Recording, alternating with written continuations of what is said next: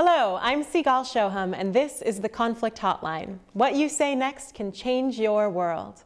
I will be hosting today's show, and we'll be examining the anatomy of yes and no in the workplace. With me in the studio to explore the topic are Miki Kashtan, our conflict coach, Ali Miller and Kerry Tepperman are our role players. They'll work together to role-play workplace situations. I'll be watching what they do along with you and asking questions about what happens. Let's start off by looking at a workplace situation we call "Don't take yes for an answer." Thank you.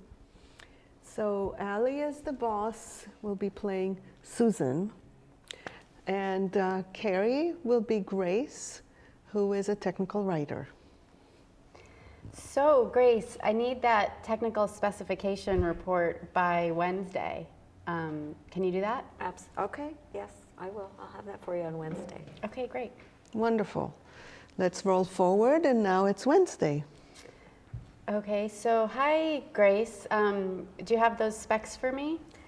You know, I'm sorry, but I don't have them. What do you mean you don't have them? You said the other day you would have them done by today. Well, I had thought I would be able to get them done, and I had hoped that I would be able to get them done, but they are not actually finished. So you mean to tell me that you just didn't get it done?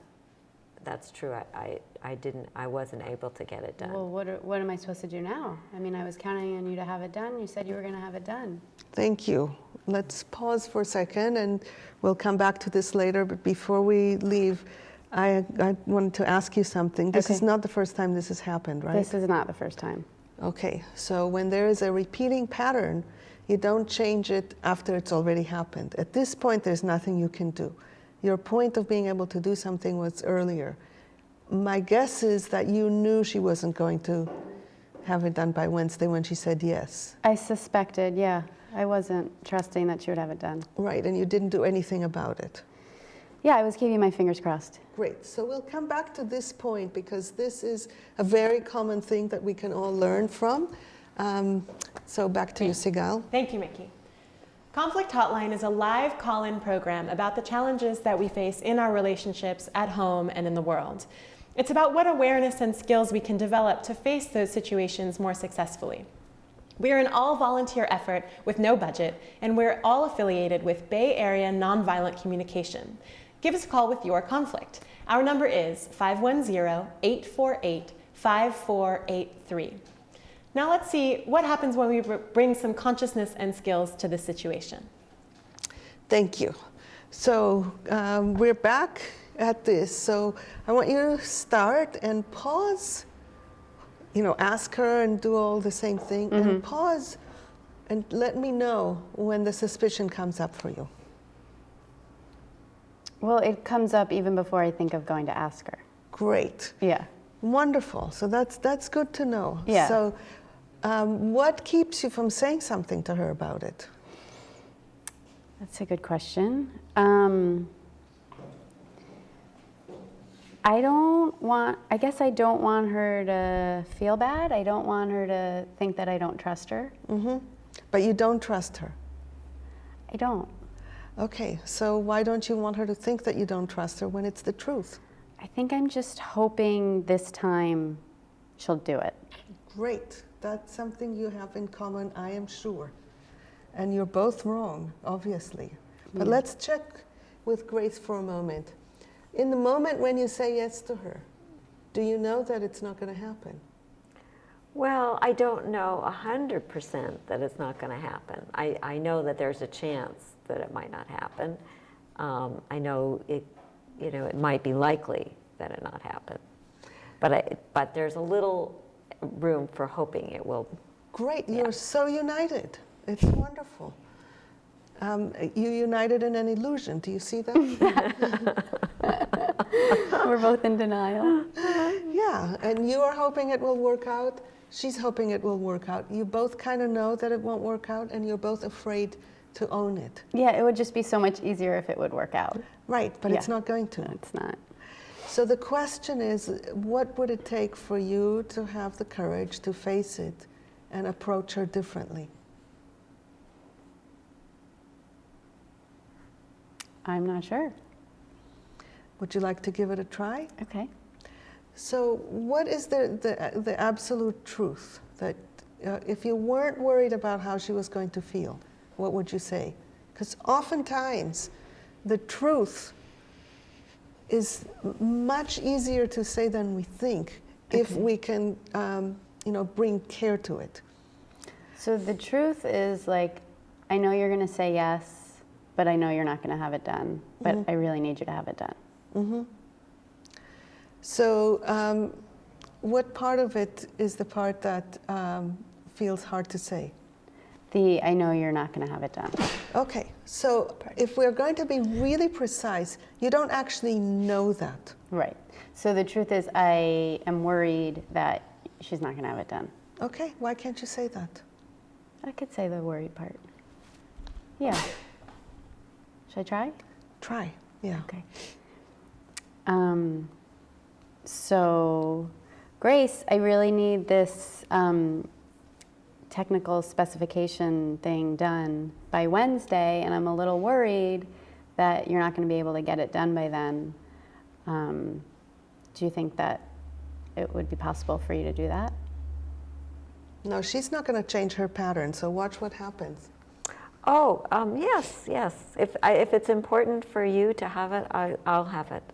Okay. Okay, for you. So you don't trust it. Right. So now I'm worried. This that is why we she's call lying. it don't take yes for an answer. Because it's very easy to take yes for an answer because it delays the moment of finding out that the yes was really a no. So your job is to find out the truth now. Okay.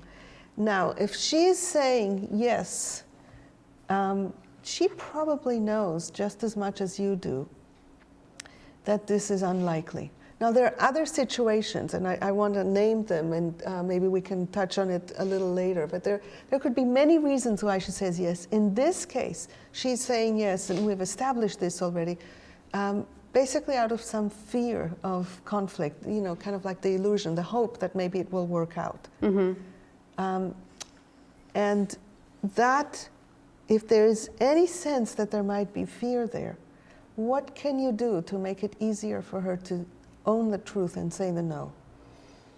Because the reality is it's better for both of you to know the truth now rather than later after the negative effect has already happened. Yeah.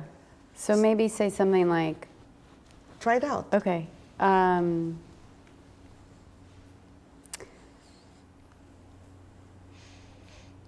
Maybe even just saying, like, do you think you'll be able to get it done by Wednesday? And if not, like, I'm really open to hearing that, and then we can work together around it.